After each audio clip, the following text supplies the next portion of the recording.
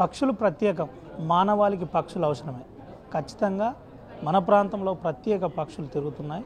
ఆదరించండి, కాపాడండి. మనతో పాటు పీసీసీఎఫ్ మేడం సువర్ణ గారు ఒకసారి మేడంతో మాట్లాడిద్దాం. మేడం ఏంటి మేడం? నమస్తే అండి. మనకు మామూలుగా పక్షులు తెలియదని కాదు, మనకు కాకులు తెలుసు, కోకిలలు తెలుసు, పావురాలు తెలుసు, ఇలాగా ఒక 20 రకాలు మనము చాలామంది గుర్తుపట్టగలం. ఓకే, ఇది ఆ పక్షి, ఇది ఈ పక్షి, ఇది రామచిలక, ఇలాగా. కానీ మన ఏరియాలోనే దాదాపు 200కు పైన పక్షులు తిరుగుతూ ఉన్నాయి. తర్వాత ఒక్కొక్క సీజన్లో ఒక్కొక్కలాగా ఉంటుంది. తర్వాత మన రెసిడెంట్ బర్డ్స్, మనం లోకల్ అని అంటున్నాము, నాన్ లోకల్ బర్డ్స్ వస్తూ ఉంటాయి, వలస పక్షులు.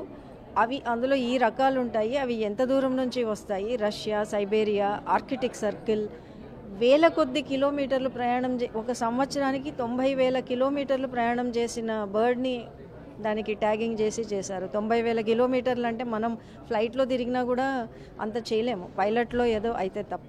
అలాగే ఎంత ఎత్తులో జెట్ విమానం 36,000 ఫీట్ అట్లా పైన ప్రయాణం చేస్తే 30,000 ఫీట్ వరకు ప్రయాణం చేసే, పైన ఆల్టిట్యూడ్లో ప్రయాణం చేసే పక్షులు ఉన్నాయి. ఇవన్నీ వింతలు, విచిత్రాలు. వాటి ప్రపంచం మనకు తెలియదు, కానీ వాటి ప్రపంచం గురించి పరిశీలన చేసి రీసెర్చ్ చేసే సైంటిస్టులు ఉన్నారు, ఆర్గనైజేషన్స్ ఉన్నాయి. ఇవన్నీ కాకుండా ఔత్సాహికులు, వాళ్ళు ఐటీ ప్రొఫెషనల్స్ కావచ్చు, డాక్టర్లు కావచ్చు, వేరే ఇంజనీర్లు కావచ్చు, టీచర్స్ కావచ్చు, తమ ప్యాషన్, హాబీగా దీన్ని పర్స్యూ చేసే వాళ్ళు కూడా ఉన్నారు. అలాంటి సొసైటీసే బర్డర్ సొసైటీ అంటారు. Hyderabad bird watcher society, Deccan birders, ఇట్లాంటివన్నీ. ప్లస్ ఇంకా అన్ని డిపార్ట్మెంట్స్లో ఫారెస్ట్ డిపార్ట్మెంట్కే ఇది దగ్గరి సబ్జెక్ట్ కాబట్టి, ఎందుకంటే బయట కూడా ఉంటాయి పక్షులు, ఎక్కడ ప్రతి చోట ఉంటాయి, పొలాల్లో ఉంటాయి. తర్వాత కానీ అడవుల్లో ఇంకొంచెం వాటికి రక్షణ ఉంటుంది కాబట్టి ఈ బర్డ్స్ గురించి ఫారెస్ట్ డిపార్ట్మెంట్ కొంచెం అధికంగా శ్రద్ధ తీసుకుంటుంది. అలాగే ఫారెస్ట్ లోపలికి వెళ్ళి ఇవన్నీ చూపించి, మన జంగిల్ సఫారీలో కానివ్వండి, టైగర్ సఫారీ ఇది దీంట్లో, లేదంటే వీక్లీ స్టూడెంట్స్ని అన్నీ తీసుకెళ్ళి బర్డ్ వాక్స్ అని తీసుకెళ్ళి బైనాక్యులర్స్ ఇచ్చి, ఇదిగో అది ఆ బర్డు, ఇది ఈ బర్డ్ కాల్ అంటే అది చేసే శబ్దం ఇలా ఉంటుంది. శబ్దాన్ని బట్టి బర్డ్ని మనం ఐడెంటిఫై చేయడానికి ఒక యాప్ ఉంది, ఎక్కడో కార్నెల్ యూనివర్సిటీలో డెవలప్ చేశారు. అది మనం కూడా వాడచ్చు. శబ్దం విని అది చెప్పేస్తుంది. అలాగే ఫోటో దాంట్లో అప్లోడ్ చేస్తే చెప్పేస్తుంది. ఇవన్నీ సంబడి చెప్పాలి, వాళ్ళకి ఇంట్రడ్యూస్ చేయాలి సబ్జెక్ట్ని. ఆ ఉద్దేశంతో స్టూడెంట్స్ని అందరినీ ఇక్కడికి తీసుకురావడం జరిగిందండి. వాళ్ళకి సైంటిస్టులతో, రీసెర్చర్స్తో, ఫారెస్టర్స్తో ఇంటరాక్షన్ ఏర్పాటు చేయడం జరిగింది. అందువల్ల వాళ్ళకి కొన్ని విషయాలు తెలుస్తాయి. దాన్ని తీసుకొని వాళ్ళు ముందుకి వాళ్ళే ఆన్ దైర్ ఓన్, ఇట్లాగా ఇప్పుడు నేను చెప్పాను కదా, ఏ సబ్జెక్ట్ అన్నా తీసుకో, నువ్వేమైనా కానీ ఈ ఇంట్రెస్ట్ అనేది ఒకసారి అది తెలుసుకున్నాక ఆ విజ్ఞానం అనేది వాళ్ళని చాలా ముందుకు తీసుకెళ్తుంది. ఆ ఇంట్రెస్ట్ అట్నే కంటిన్యూ అవుతుంది. టీచర్లకు కూడా ఇది చాలా ఉపయోగపడుతుంది. ఈ కాంటాక్ట్స్, నెట్వర్కింగ్కి కూడా ఉపయోగపడుతుంది. ఇలాంటి వర్క్షాప్స్, వాళ్ళ నంబర్లు అది తీసుకొని మళ్ళీ వీళ్ళు కాంటాక్ట్ చేయొచ్చు. ఫారెస్ట్ స్టాఫ్ కూడా అందరికీ తెలియదు, వాళ్ళలో కూడా ఉత్సాహాన్ని నింపి వాళ్ళకు కూడా ట్రైనింగ్ ఇవ్వడానికి ఇది ఒక అవకాశం. ఇక్కడ ఉన్న ఆఫీసర్స్ కూడా చాలా మంచి అవకాశం, ఇంత హై క్వాలిటీ రిసోర్స్ పర్సన్స్తో ఇంటరాక్ట్ చేయడం. ఈ విధంగా మనకి ఈ సబ్జెక్ట్ అంటే అవగాహన పెరిగి 10 మందికి చెప్పడానికి అవకాశం ఉంటుంది. నేను అన్నట్లు ఫారెస్ట్లోనే కాదు, బయట కూడా. ఇప్పుడు ఫర్ ఎగ్జాంపుల్ వెంకట్రావు అది ఉంది కదా, పేట్, అది ఫారెస్ట్ బయట, కానీ వందల కొద్దీ మోర్ దెన్ 100 స్పీషీస్ బర్డ్స్ అక్కడ ఉన్నాయి, మైగ్రేటరీ బర్డ్స్ ఉన్నాయి. సో ఆ చుట్టుపక్కల ప్రజలకు కూడా అవగాహన ఇవ్వడానికి అవకాశం ఉంటుంది. సో దట్ ఆ వాటర్ బాడీని ప్రొటెక్ట్ చేయాలి మనం ఫ్యూచర్లో కూడా. అది కవ్వాలు నిన్న పర్యటించిన పరిస్థితి, కవ్వాలు ఫారెస్ట్ అంతా చూసిన పరిస్థితి ఎట్లుంది? ఆ ప్రాంతాల్లో ఏదైనా కొత్త పక్షులు కనబడ్డాయా ఏంటి అసలు? ఈరోజు మార్నింగే వెళ్ళాను నేను, ఈరోజు మార్నింగ్ వెళ్ళాము. ఇంకా మైగ్రేటరీ బర్డ్స్ ఉన్నాయి, బట్ ఈ నెలాఖరికి అవన్నీ వెళ్ళిపోతాయి, ఎందుకంటే ఇక్కడ ఎండలు మొదలవుతాయి కాబట్టి. మన లోకల్ బర్డ్స్ కూడా ఉన్నాయి, రెసిడెంట్ బర్డ్స్ అంటారు. ఆ స్పీషీస్ కంటిన్యూ అవుతాయి, కానీ మధ్యాహ్నము ఈవినింగ్ ఇంకా ఎక్కువ కనపడతాయి. నేను నిన్న ఈవినింగ్ వేరే జంగిల్ సఫారీలో వెళ్ళి లోపల చూసి రావడం జరిగింది.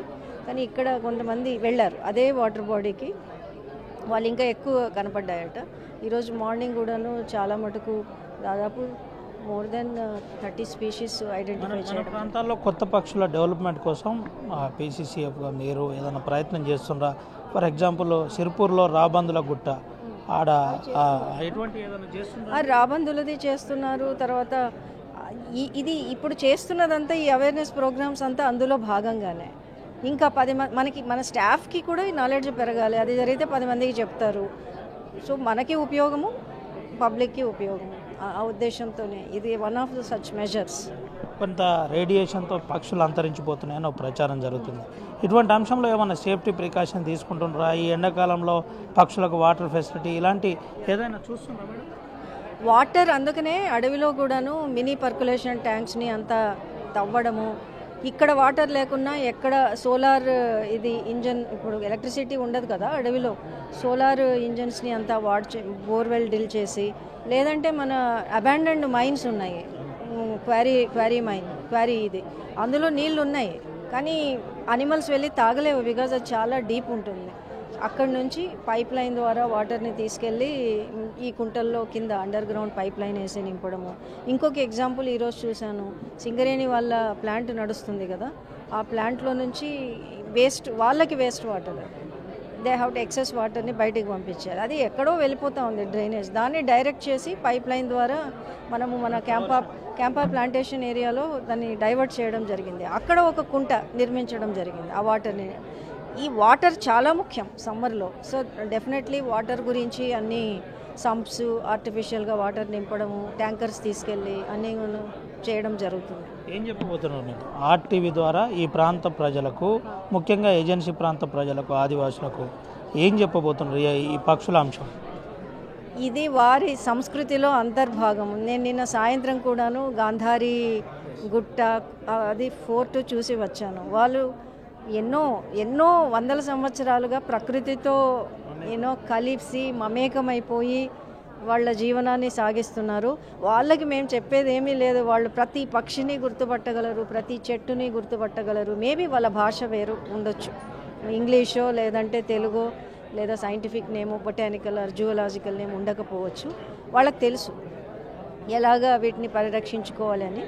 సో మేము మా వైపు నుంచి, డిపార్ట్మెంట్ వైపు నుంచి మేము చేసేది మేము చేస్తున్నాం. Thank you. ఇది పరిస్థితి. ఆదివాసీ ప్రజలకు పక్షుల గురించి ముఖ్యంగా తెలుసు. దీంతోపాటు పక్షులకు సంబంధించిన అంశంలో ఈ ప్రాంతంలో మంచి ఆదరణ ఉంది. ఈ పక్షులను ఏ విధంగా కాపాడాలి, ఎలా ఉండాలి, ఏంటి అనే కోణంలో కొన్ని ఎన్జిఓస్తో, క్వాలిఫైడ్ ఎన్జిఓస్తో మేము ఫారెస్ట్ అధికారులకు అవగాహన కల్పించే ప్రయత్నం చేస్తాం. ఈ అవగాహనలో భాగంగా ఇప్పటికే చాలా రెస్పాన్స్ వస్తుంది. దీంట్లో పాటు ఎండాకాలం సంబంధించిన అంశంలో కొంత ఎండలు ఎక్కువగా ఉంటాయి కాబట్టి ఏ విధంగా వాటికి సంబంధించిన నీటి సౌకర్యం కల్పించాలో ఆ ప్రయత్నాలు అన్నీ చేస్తున్నాం. ముఖ్యంగా పక్షులను కాపాడండి. పక్షుల వల్ల ఒక ప్రత్యేకత ఉంది. ఆ పక్షుల వల్ల మంచి వాతావరణం, ఎన్విరాన్మెంట్ ఉంటుందని పీసీసీఎఫ్ చెప్తున్న పరిస్థితి. దీంతోపాటు ముఖ్యంగా ఈ ప్రాంతంలో బర్డ్ ఫెస్టివల్ సక్సెస్ఫుల్గా నడిచింది. నేను స్వయంగా పరిశీలించాను, అన్ని ప్రాంతాలు విజిట్ చేశానని చెప్పిన పరిస్థితి కనబడుతుంది. సుమంత్ రవినాయక్, ఆర్టీవీ, ఆదిలాబాద్. మరిన్ని వీడియోస్ కోసం ఛానల్ ని సబ్స్క్రైబ్ చేయండి. లేటెస్ట్ అప్డేట్స్ కోసం వాట్సాప్ ఛానల్ ని ఫాలో అవ్వండి. ఆ లింక్ డిస్క్రిప్షన్ లో ఉంది.